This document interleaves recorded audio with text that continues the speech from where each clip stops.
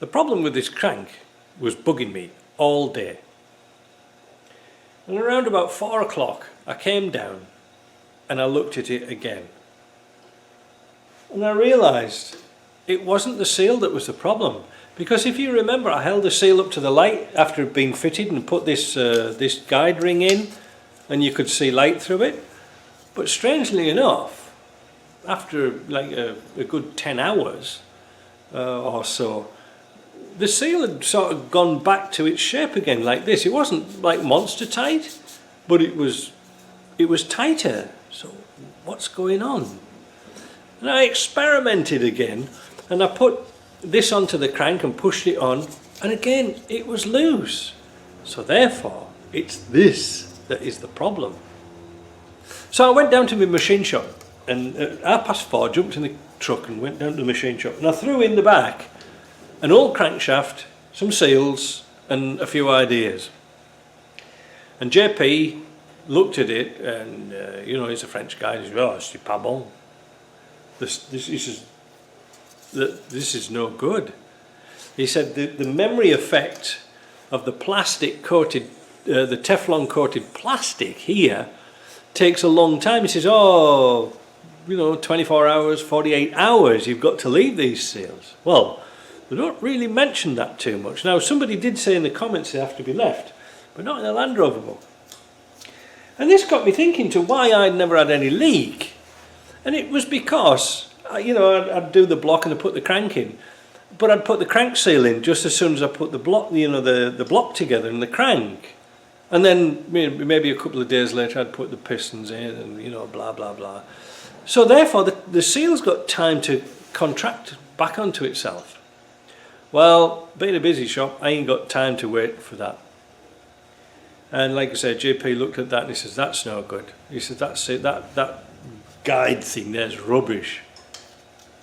So we came up with a better idea, and I'm going to show you what it is.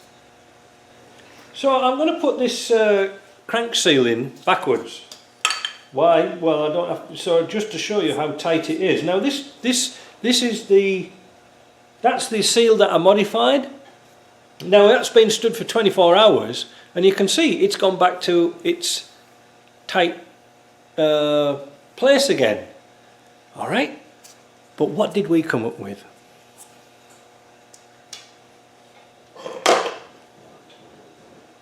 We made this. Well, my ideas and JP's machining, and he came up with this. And what happens is that this bit locates on the nose of the crank here. It's undercut to miss the dowel here, but it's exactly parallel with a slight taper, so that when we put this on here, it fits perfectly. And now look how easy it is to fit this seal.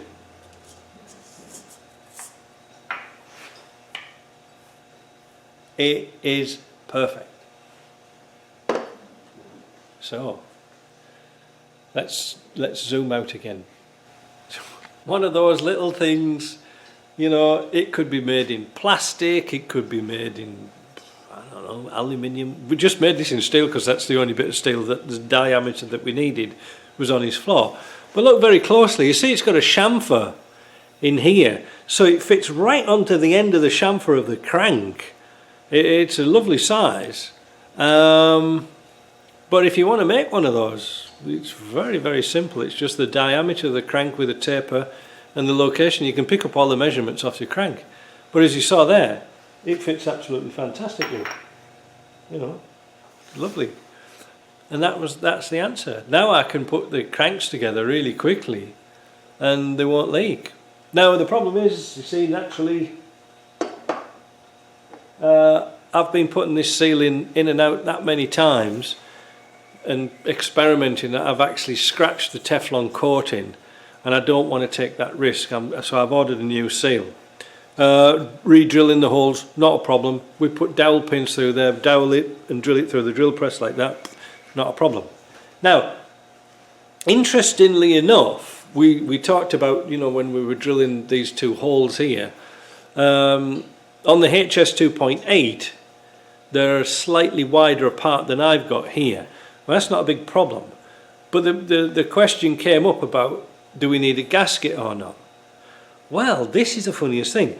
You see, when you look at a HS 2.8 rear seal housing, it's a lot beefier than this. Even without the screw holes, it's beefier.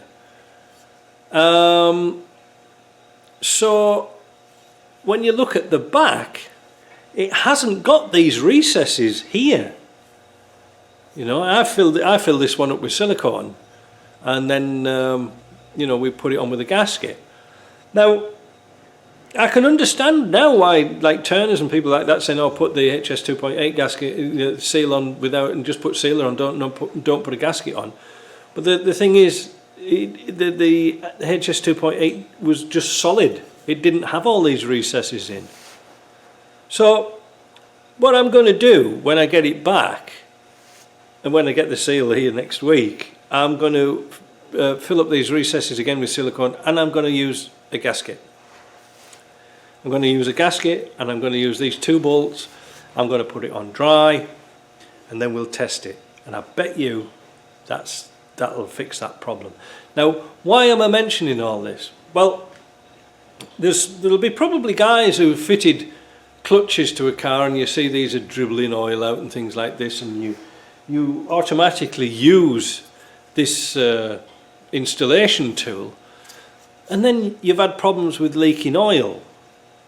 And that's the problem. The seal hasn't got time to contract back onto the crank. And of course, once you start getting oil on here, then it's going to make the problem even worse, because it won't seal at all. You should never put these seals on with oil. They've got to be dry, dry, dry. So I've buggered this one up by playing around with it. But now, along with this little tool here, we can really speed these jobs up, and it's going to be fine, because I want to test this before I put this back into this car. So, was it a bad make of seal? I don't think so. I think, you know something, I don't think there's any much difference between an expensive one and a cheap one, to be honest. I think it's the memory effect of the plastic Teflon seal that's the problem, and using this. So I hope that's helpful for you. And if you are doing a clutch on a car, and if you are putting one of these seals on, take your time. Go and have a beer, go and have some heroin or something like that. You know, get shit-faced, I don't care. But leave it, and it'll go back eventually. Because if you haven't got a smoke machine like me to test this ring, you wouldn't know.